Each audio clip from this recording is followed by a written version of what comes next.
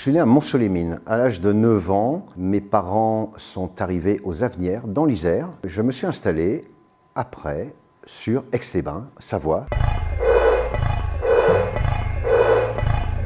C'est un département et une région merveilleuse, géniale quant à sa position. Mi-chemin entre Genève et Lyon, pas très loin de Paris, 3 heures. Donc voilà mon choix, pourquoi je me suis installé ici. Et puis le cadre de vie est vraiment très très agréable dans nos régions.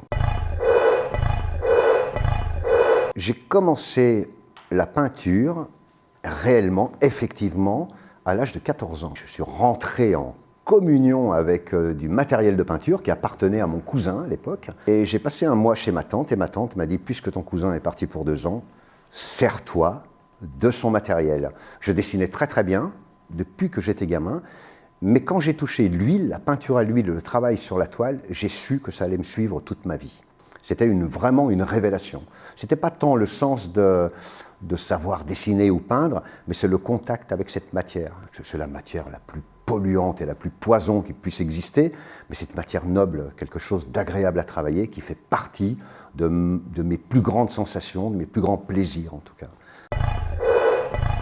Le statut de professionnel est apparu il y a une vingtaine d'années, mais elle a toujours été omniprésente, elle m'a toujours suivi. Je ne peignais pas un peu avant que je sois professionnel, je peignais tout simplement. J'étais impliqué dedans, j'étais complètement immergé dans la peinture et j'ai l'impression que le travail venait plutôt en second pour survivre, pour manger, pour avancer. Et quand j'ai senti que c'était le moment de lâcher tout ce que je pouvais avoir autour et qui m'encombrait, qui me polluait par rapport à ce que je faisais, j'ai décidé de lâcher avec tous les risques que ça comportait. Et je m'en félicite aujourd'hui parce que c'était une vie qui était merveilleuse. J'ai commencé mon apprentissage dans l'imprimerie où j'étais apprenti typographe. Et j'ai eu la chance dans cette imprimerie de village, puisque ça se passait aux Avenières, d'avoir rencontré un personnage qui s'appelait Alain Caronfour, qui lui m'a appris les rudiments du travail de maquettiste, de publiciste. Et j'ai appris le dessin par lui, mais le dessin qui servait pour faire de la publicité. Parce qu'à côté, parallèlement, je peignais, je travaillais, je faisais des dessins. Ça a été vraiment un début marquant, même pour ma peinture. J'ai gardé de ça une peinture très très graphique. Elle est très graphique cette peinture, elle est très énergétique, énergique. Et j'ai toujours eu cette forme très graphique de dessin, de force, de mouvement. Et ce début, en tout cas dans le graphisme, m'a énormément conduit à ce que je suis aujourd'hui.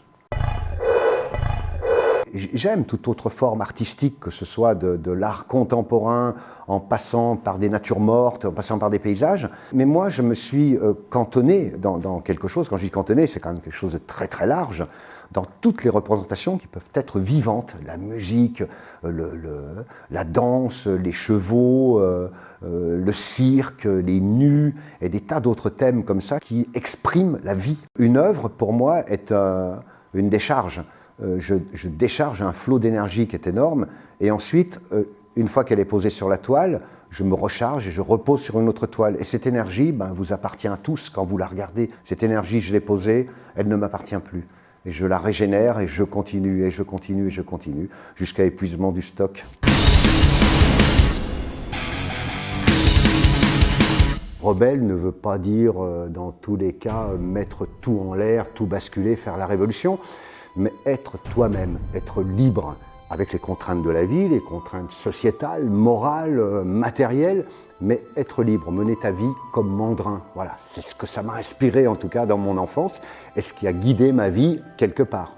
Moi, dans mon art, non pas dans ce que je peins, chacun est unique, mais dans ma manière d'avoir évolué dans la peinture, j'ai toujours été un rebelle. Je n'ai pas fait d'études, je suis anti-ministère, les ministères de la culture et autres n'ont jamais fait évoluer les choses, ils les ont au contraire bloquées. Un seul exemple, depuis l'après-guerre, qu'est-ce que l'on connaît des peintres en France? Tout s'est bloqué sur Utrillo, sur Picasso, sur Dali, et il n'y a plus rien aujourd'hui. On prône des artistes morts dans des musées, ça sent la mort, alors que les artistes ont des ateliers, ils s'ouvrent à un public, et le public a du mal à pénétrer dedans parce qu'on leur a imposé quelque chose.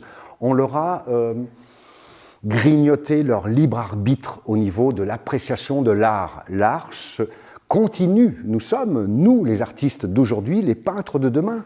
Mais commencez à regarder ce que vous avez autour de vous. Je ne parle pas que de moi, je parle d'artistes en règle générale. Allez les voir, parlez-leur, parce que vous serez fiers plus tard de vous dire « Eh bien oui, je l'ai connu, je l'ai connu ». Ceux que vous voyez dans les musées, ils sont morts. Vous les reconnaîtrez ou vous les connaîtrez jamais, en tout cas. Voilà mon état d'esprit d'aujourd'hui. Mandrin a été une sorte de révolution et chacun aujourd'hui mène sa propre révolution dans ce système qui est effectivement bloqué, qui est là. Mandrin, on peut s'identifier à lui dans une révolution personnelle. Que Mandrin sorte et ressorte aujourd'hui, au contraire, ça va donner conscience aux gens qu'il y a des révolutions à mener, mais les révolutions ne sont pas toujours avec des armes, elles sont intellectuelles et morales. Il faut mener une révolution contre des émissions, par exemple, qui abrutissent les gens devant la télévision. Ouvrez des livres, parlez, allez à des conférences. Ça, c'est une véritable révolution. Et Mandrin peut être, à sa manière, un emblème, en fait, quelque chose qui peut mener un fil. Voilà, c'est dans ce sens que je le vois, Mandrin. J'ai rencontré le projet Mandrin et j'ai senti quelque chose d'humain. Personne ne sait comment est produit un film, comment les choses se passent.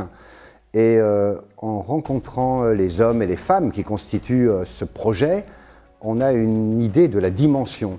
Je reviens toujours sur une chose, la technologie, c'est une chose, ok, mais une dimension humaine. C'est cette dimension humaine qui me plaît, c'est refaire ressortir cette légende. Je trouve que ce projet, il est audacieux, il est magnifique, et c'est enrichissant pour nous-mêmes, et surtout pour notre région. On est entouré de super-héros, de choses comme ça. On en a un ici, il s'appelle Mandrin. Je trouve que ce projet, il est fabuleux. J'aimerais que ça sorte et que ça jaillisse comme il se doit, comme ce projet le mérite en tout cas.